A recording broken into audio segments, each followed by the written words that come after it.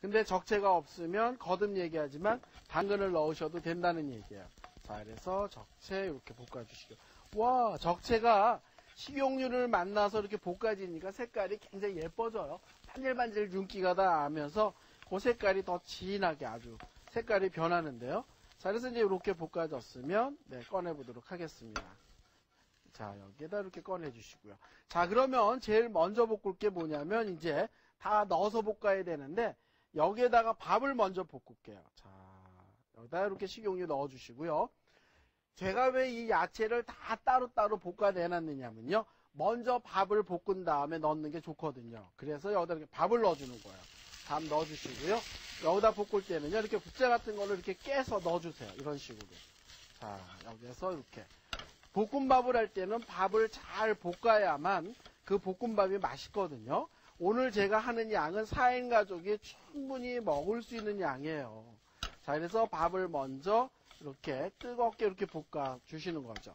자, 그래서 이때에도요, 이렇게 이런 식으로 하면 잘 안 되니까 이렇게 국자 같은 걸로 이렇게 눌러가면서 이렇게 해주시는데요. 제가 식용유 너무 조금 넣었더니 잘 볶아지지 않는데요.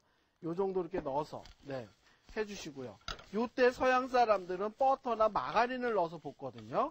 그런데 그런 게 싫으시니까 식용유를 저는 넣는데요. 식용유도 싫으신 분은 여기에다 올리브유를 넣으셔도 좋을 것 같아요. 자, 그래서 이렇게 밥이 다 뜨겁게 잘 볶아졌다는 생각이 드시게 되면요. 여기에다 이제 야채들을 넣는 거거든요. 밥이 뜨겁네요. 자, 여기에다가 이제 준비한 야채들을 넣어주세요. 여기다 이렇게 야채, 네, 넣어주시고요. 그 다음에 이제 요때 소금 간을 해주시는 거예요. 소금 간이 햄이 들어가서 하면 안 되거든요. 햄은 햄 자체가, 네, 간이 되어 있기 때문에 여기다가 이렇게 야채 집어넣고, 네, 여기다 이제 소금 간을 해주는 거죠. 소금 간은 자기 간이니까 이렇게 맞춰서 소금 간을 이렇게 해주시고요. 그 다음에 이제 여기에다가 넣는 게 뭐냐면 흰 후추를 넣을 거예요. 검은 후추를 집어넣으면 조금 지저분해지거든요. 그래서 여기에다 이렇게 볶으면서 여기다 넣는 게 흰 후추입니다. 흰 후추를 여기다 이렇게 또 넣어주세요. 검은 후추 쓰지 마세요. 자, 흰 후추 이렇게 넣어주시고요. 그 다음에 다시 한 번만 이렇게 볶아주세요. 자, 그러면 밥에 간이 아주 알맞게 이렇게 들어갔거든요. 이렇게 간이 알맞게 됐으면요. 그때 넣는 게 뭐냐면 햄이에요. 햄은 간이 되어 있기 때문에 네, 여기 밥 볶는 데다가 안 넣습니다. 자, 여기다 이렇게 햄을 넣어서 이렇게 해주시고요. 햄도 이때 듬뿍 넣어주세요. 그러면 맛있거든요. 자, 이런 식으로 햄도 넣어주시고. 와, 색깔이 정말 예쁘죠? 울긋불긋한 게 예뻐요. 자, 그 다음에 이제 이렇게 햄을 넣어서 다시 한번 이렇게 뜨겁게 볶으면서 여기다 넣는 게 뭐냐면 파인애플이에요. 파인애플은 뜨겁게 볶는 게 아니고요. 들어가서 살짝 섞이는 정도로만 볶으면 되거든요. 이 정도면 4인 가족이 충분히 먹을 수 있겠죠? 자, 그래서 이렇게 네, 볶아졌으면요. 여기다가 이제 파인애플을 넣어보도록 하겠습니다. 자, 파인애플 여기에 준비되어 있는 거 들어갑니다. 자, 여기다 파인애플 넣어주시고요. 자, 그래서 이제 여기에 이렇게 섞이듯이 이렇게 파인애플이 섞이는 거예요. 와, 햄하고 파인애플하고는 잘 맞는 거 아시죠? 맛이? 자, 이런 식으로 이렇게 해가지고 네, 완성을 했습니다. 그러면 제가 완성 그릇에다 옮겨가지고요. 한번 담아보도록 하죠. 자, 이렇게 해서 다 볶아졌으면 네, 여기다 이렇게 치워주시고요. 그 다음에 여기에 완성 그릇에다가 이렇게 담아보도록 하겠습니다. 야, 아이들 정말 좋아하겠죠? 그래서 이렇게 담는 그릇도요, 아이들이 좋아할 만한 그릇에다 이렇게 담으시면 좋을 것 같아요. 자, 이렇게 뽀사시하게 이렇게 예쁘게 담아가지고요. 네, 상에다 내놓게 되면 아이들이 정말 맛깔스럽게 잘 먹겠죠? 자, 이렇게 해서 저는 햄볶음밥을 완성을 시켜놨는데요. 집에서 본인이 하셨던 거하고는 조금 다르게 제가 재료를 사용했고요.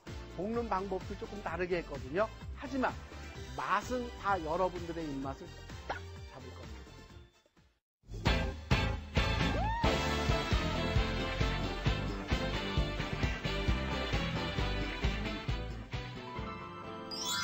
두 번째 요리, 김치 콩나물전. 배추김치 100g, 콩나물 100g, 깻잎 한 묶음, 고구마 100g, 식용유, 밀가루 반죽에 들어갈 물 4분의 3컵, 참기름 1큰술, 밀가루 1컵, 소금 약간 준비해 주시면 됩니다. 김치 콩나물전을 제가 부칠 건데요. 이때 들어가는 김치는요, 김치 냉장고에서 새 거 꺼내지 마시고요. 식구들이 먹다 남은 김치들 왜 이 구석 저 구석에 이만큼씩 남아있죠? 그때 그 김치를 활용하면 상당히 좋을 것 같아요. 그래서 김치를 이렇게 썰어서 준비를 해놨어요.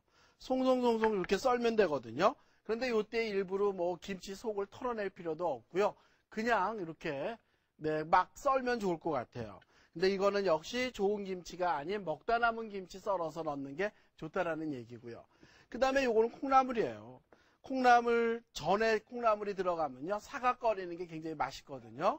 그래서 콩나물을 깨끗하게 씻어서 다 넣었는데요. 일부러 이거는 머리, 꼬리를 자를 필요가 없어요. 그대로 들어가면 돼요. 자, 그래서 이렇게 준비해 주시고.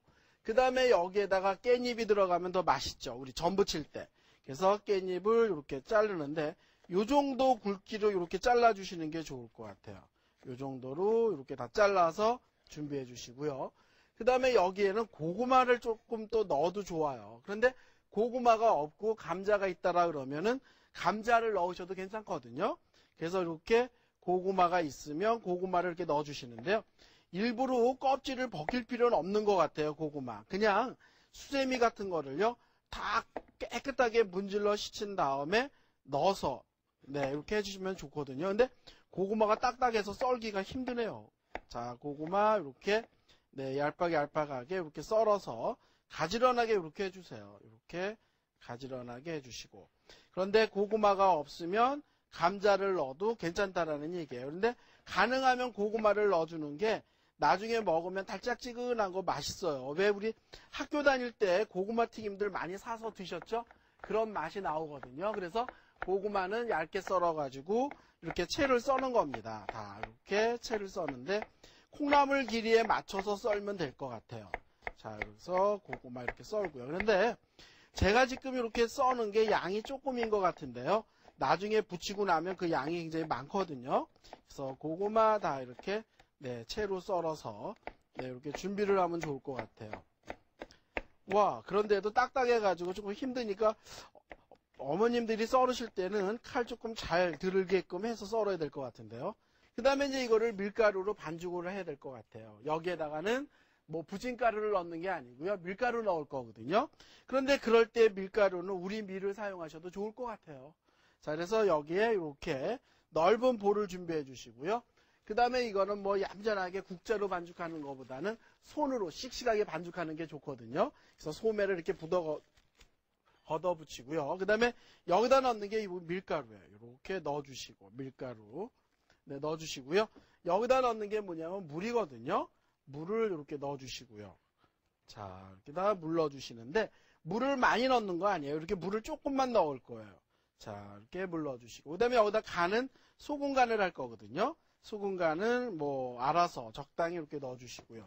그 다음에 넣는 게 뭐냐면 참기름이에요. 이렇게 밀가루를 부칠 때요, 참기름이 들어가게 되면은 굉장히 고소한 맛도 좋지만은 부드럽습니다. 그래서 여기다 이렇게 넣고 이거를 다 이렇게 섞어주는데, 자, 여기 보세요. 지금 수제비 반죽 같죠? 이렇게 물이 이렇게 없어요.